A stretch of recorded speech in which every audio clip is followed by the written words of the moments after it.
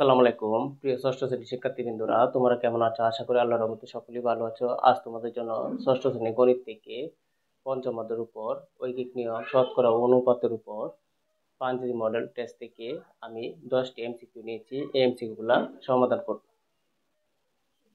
তোমরা এখানে এই যে তিনটি ডাক দেখতে পাচ্ছ, এই তিনটি ডাকের উত্তরগুলো এখানে দেওয়া আছে। আর এইগুলো আমরা কিভাবে হলো এটি বিস্তারিত আলোচনা করব।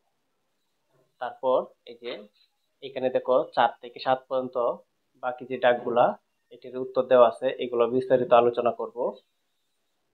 তারপর এখানে আরো 3টি ডাক দেওয়া আছে, এই যে 8 থেকে 10 পর্যন্ত, এগুলো আমরা বিস্তারিত আলোচনা করে সমাধান করব খুব সহজ ভাষায়। তাহলে চলো ক্লাসটি শুরু করি। তোমরা 1 নং ডাকটি লক্ষ্য করো। এখানে বলা আছে 15 ডজন মার্কার কলমের দাম 5,400 টাকা হলে 1 ডজন মার্কার কলমের দাম কত? যেহেতু বলছে 1 ডজন মার্কার কলমের দাম কত, এটা বাইর করার জন্য, তাহলে 15 ডজন মার্কার কলমের দাম আছে 5,400 টাকা। তাহলে আমরা এই কি করবো, এই 5,400-র সাথে 15 দ্বারা ভাগ করলে আমরা 1 ডজন মার্কার কলমের দাম পেয়ে যাবো। এখানে অবশ্যই অপশন দেওয়া আছে, তাহলে চলো আমরা লিখে নিই।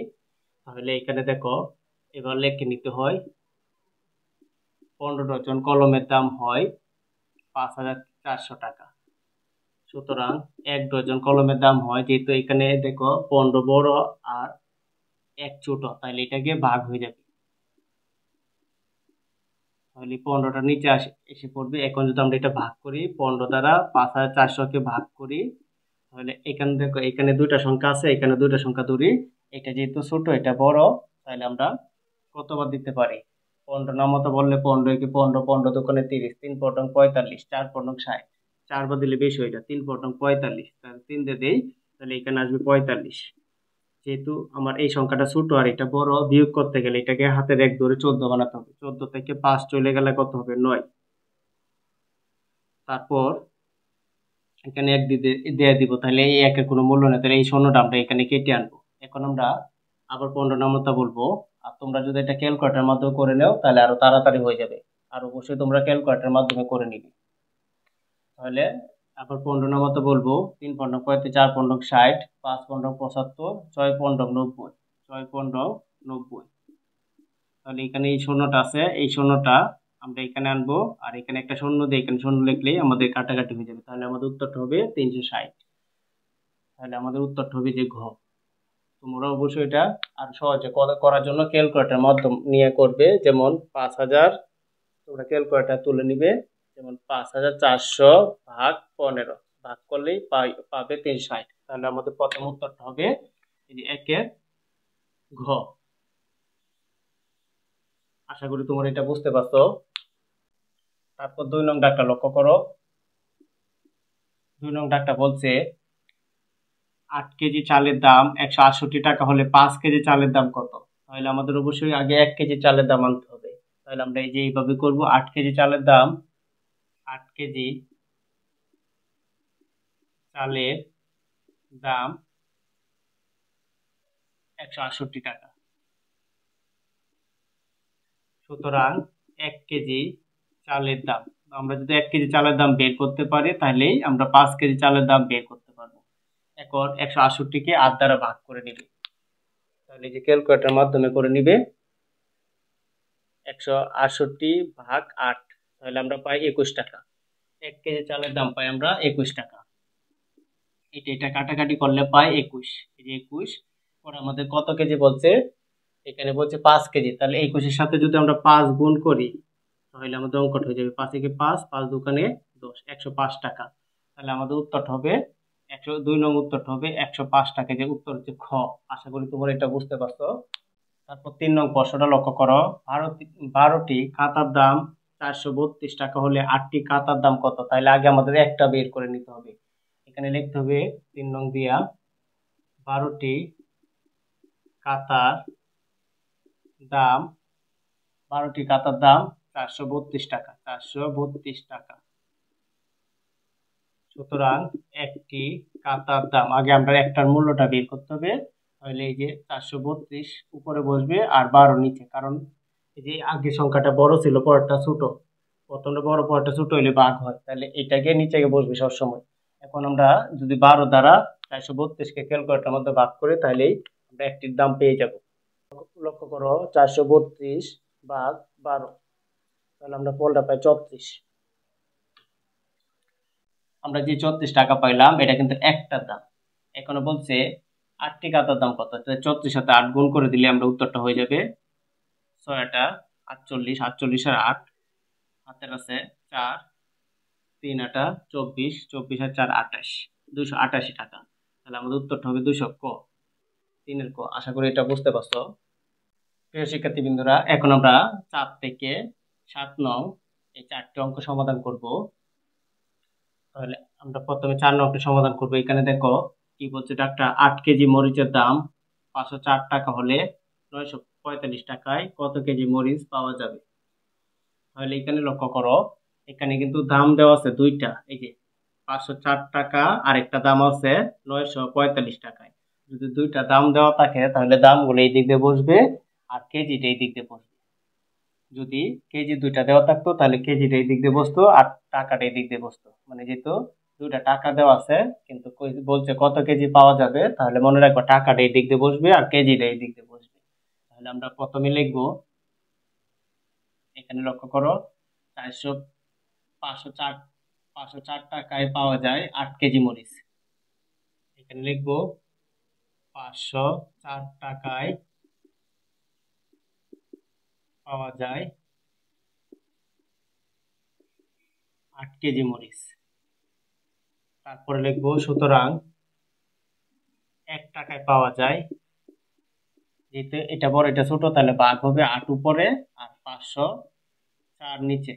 তারপরে আমরা লিখবো সুতরাং এই যে কত দাম আছে 945 টাকায়, 945 টাকায় পাওয়া যায়। এখন দেখো এটা এটা ছোট আর এটা বড়, তাহলে এটা উপরে উঠে যাবে, 8 এর সাথে গুণ হয়ে যাবে 945 বাই 504। এখন আমরা কি করব, এটার সাথে এটা গুণ করে আর 504 দ্বারা ভাগ করে দিব, তাহলে উত্তরটা পেয়ে যাবে। এটা ক্যালকুলেটরের মাধ্যমে করে নিবে। তোমরা দেখো 8 গুণ 945 ভাগ 504, তাহলে আমরা পাই 15 কেজি। তাহলে উত্তরটা হবে 15। এই যে এখানে আমরা পাইছি 15 কেজি। 945 টাকা কত কেজি পাওয়া যাবে, 15 কেজি। যে উত্তরটা হবে গ। আশা করি তোমরা এটা বুঝতে পারছো। তারপর 5 নং অঙ্কটি লক্ষ্য করো। 5 নং বলছে একটি বইয়ের মূল্য 255 টাকা হলে 3825 টাকায় কয়টি বই পাওয়া যাবে। এখানে দেখো টাকা, এটাও টাকা আর এটাও দেখো টাকা। আর আমাদের বলছে একটি বইয়ের মূল্য এত টাকা হলে যে কয়টি বই টাকায়, এই যে 3825 টাকায় কয়টি বই পাওয়া যাবে। যেহেতু আমাদের টাকা দুইটা দেওয়া আছে আর বইয়ের মূল্য দেওয়া নাই, তাহলে বইয়ের মূল্যটা এই বইটা এই দিক দিয়ে লিখবো আর টাকাটা লিখবো এই দিক দিয়ে। তাহলে আমরা প্রথমে লিখবো এই যে এইভাবে 255 টাকায় পাওয়া যায় একটি বই, 255 টাকায় পাওয়া যায় একটি বই, সুতরাং 1 টাকায় পাওয়া যায়। তাহলে এখানে লক্ষ্য করো এটা বড় এটা ছোট, তাহলে ভাগ হবে, এটা নিচে গিয়ে বসবে আর একটু উপরে বসবে, এই একটু উপরে আর এই টাকাটা নিচে, 255 টাকা নিচে। সুতরাং পরে আমাদের লিখতে হবে 3825 টাকা, 3825 টাকায় পাওয়া যায়। এখন দেখো এটা এটা ছোট এটা বড়, তাহলে এটা উপরে একের সাথে গুণ হবে, এই যে 3825 গুণ 1 আর নিচে হবে 255 টাকা। এখন আমরা একের সাথে 3825 গুণ করা যে কথা, না করে একই কথা। তারপরে 3825 সাথে 255 ভাগ করলে আমরা উত্তরটা পেয়ে যাব। এটা অবশ্য ক্যালকুলেটরের মাধ্যমে করে নিবে তোমরা। দেখো 3825 ভাগ 255, তাহলে আমরা পাই 15 টাকা, 15 কেজি। 3825 টাকায় পাই 15টি বই, 15টি। উত্তর হবে 5 গ। আশা করি তোমরা বুঝতে পারছো 15টি। তারপর 6 নম্বর অঙ্কটা লক্ষ্য করো। 1 ডজন কলার দাম 54 টাকা হলে 90 টাকায় কয়টি কলা পাওয়া যাবে। তাহলে 1 ডজন কলার দাম, এটা কিন্তু দাম দেওয়া আছে, এই যে দাম মানে টাকা, এটাও কিন্তু টাকা দেওয়া আছে। তাহলে 1 ডজন মানে কি 12টি। আমরা জানি 1 ডজন সমান সমান কয়টি, 12টি। কথাটা মনে রাখবে। তাহলে আমরা লিখবো 54 টাকায় পাওয়া যায় 12টি কলা।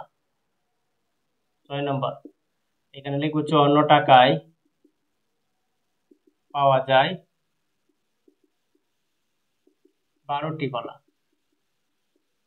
তাহলে তোমার দেখো এখানে টাকা দেওয়া আছে 2টা, কিন্তু ডজন দেওয়া আছে 1টা। তাহলে আমরা টাকাটা যেহেতু 2টা, তাহলে টাকাটা এদিকে বসবে আর ডজনটা এদিক দিয়ে বসবে। ডজনের জন্য আমরা 12 ধরে নিব, কারণ আমরা জানি 1 ডজন সমান সমান 12টি।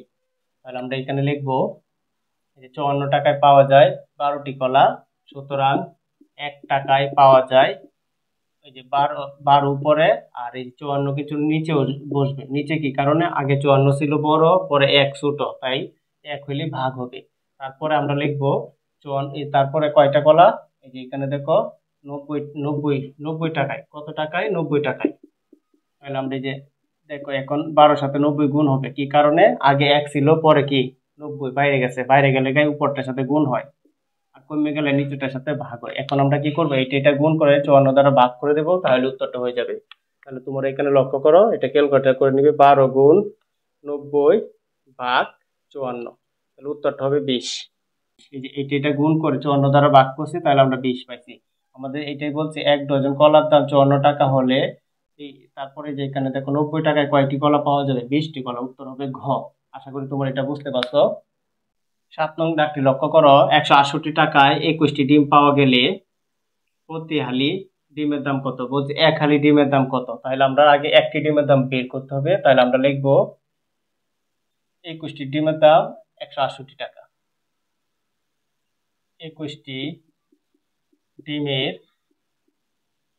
দাম 168 টাকা,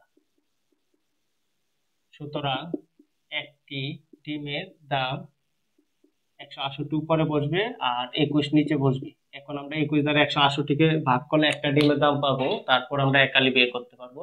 এটা অবশ্যই ক্যালকুলেটরের মাধ্যমে করে নিবে। 168 ভাগ 21, তাহলে আমরা পাই 8। তাহলে একটি ডিমের দাম পাই আমরা 8 টাকা।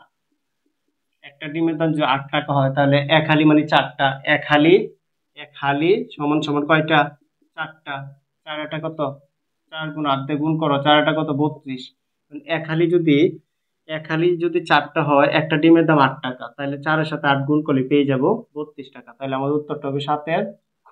আশা করি তোমরা বুঝতে পারছো। প্রিয় শিক্ষার্থীবৃন্দরা, এখন আমি এই যে 8 থেকে 10 পর্যন্ত এই 3টি অঙ্ক সমাধান করব। তাহলে তোমরা লক্ষ্য করো, 8 নং, 40টি বক্স 3800 টাকায় কেনা হলো। প্রতিটির গড় মূল্য কত? মানে প্রত্যেকটার মূল্য কত? তাহলে যেহেতু 40 টাকা, 40টি 38 টাকায় কিনে হলো, 3800 টাকারে 40 দ্বারা ভাগ করলে আমরা প্রত্যেকটা গড় মূল্যটা পেয়ে যাব। তাহলে যে 3800 ভাগ 40, তোমরা প্রথমে লিখবে 3800 ভাগ 40, ভাগ করলে আমরা উত্তরটা পাবো 95 টাকা। তারপরে দেখো, তাহলে আমাদের উত্তরটা হবে 95 টাকা, মানে 8-এর ঘ। আশা করি বুঝতে পারছো। এখন তোমরা 9 নং প্রশ্নটি লক্ষ্য করো, আজাদ সাহেব জানুয়ারি মাসে খাওয়া বাবদ 2435 টাকা খরচ করলেন, তার সাপ্তাহিক খাওয়ার খরচ কত? তাহলে আগে আমার একদিনের খরচটা বের করতে হবে, তাহলে সাপ্তাহিক খরচটা বের করতে পারবো। তাই আমরা জানি জানুয়ারি মাস যায় 31-এ, জানুয়ারি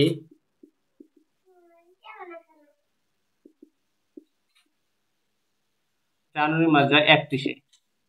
তাহলে আমরা এবার লিখবো, এখন 9 নং অঙ্ক ডাকটি লক্ষ্য করো, আজাদ সাহেব জানুয়ারি মাসে খাওয়া বাবদ 2435 টাকা খরচ করলেন, তার সাপ্তাহিক খাওয়া খরচ কত? জানুয়ারি মাসে আমরা জানি জানুয়ারি মাস যায় 31-এ, জানুয়ারি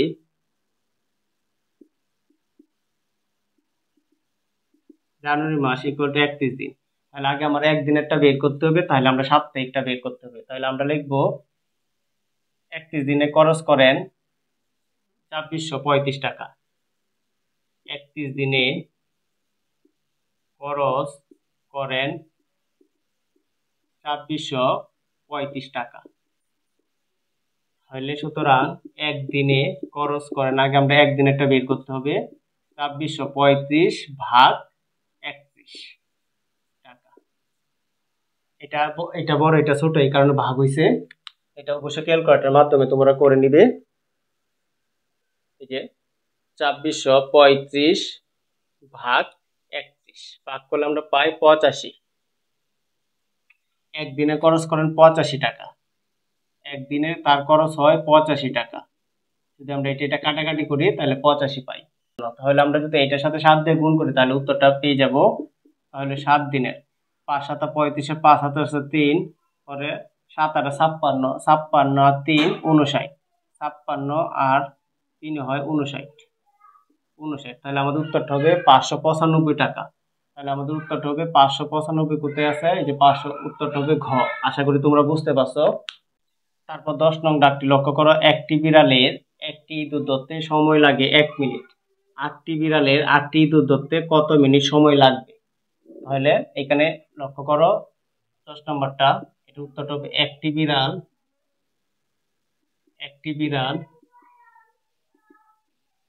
একটি ইঁদুর ধরতে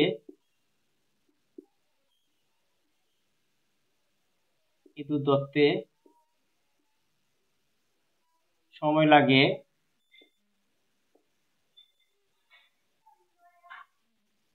1 মিনিট। একটি বিড়াল একটি ইঁদুর ধরতে সময় লাগে 1 মিনিট। সুতরাং 8টি বিড়াল 8টি ইঁদুর ধরতে সময় লাগে, এখানে মনে রাখবা এই যে ইঁদুর সংখ্যাও, এই যে এখানে দেখো বিড়াল সংখ্যা বাড়ছে, ইঁদুর সংখ্যা বাড়ছে। আমরা তাহলে এটার সাথে 8, একটা 8 গুণ হবে আর একটা 8 ভাগ হবে। এখানে যেহেতু দুইটা 8, একটা গিয়ে গুণ হবে আর একটা গিয়ে ভাগ হবে। তাহলে আমরা এই যে 8 8 কাটতে দিলে কত পাবো? 1 মিনিট। তাহলে এখানে লক্ষ্য করো, একটি বিড়াল একটি ইঁদুর ধরতে যত সময় লাগবে 8টি বিড়াল 8টি ইঁদুর ধরতে সেম সময় লাগবে। তাহলে আমাদের উত্তরটা হবে 1 মিনিট। আশা করি তোমরা 10টা এমসিকিউ বুঝতে পারছো। প্রিয় শিক্ষার্থী বন্ধুরা, আমার ক্লাসটি যদি তোমাদের ভালো লেগে থাকে তাহলে অবশ্যই আমার চ্যানেলটি সাবস্ক্রাইব করবে এবং লাইক শেয়ার কমেন্ট অবশ্যই করে দিবে। আসসালামু আলাইকুম।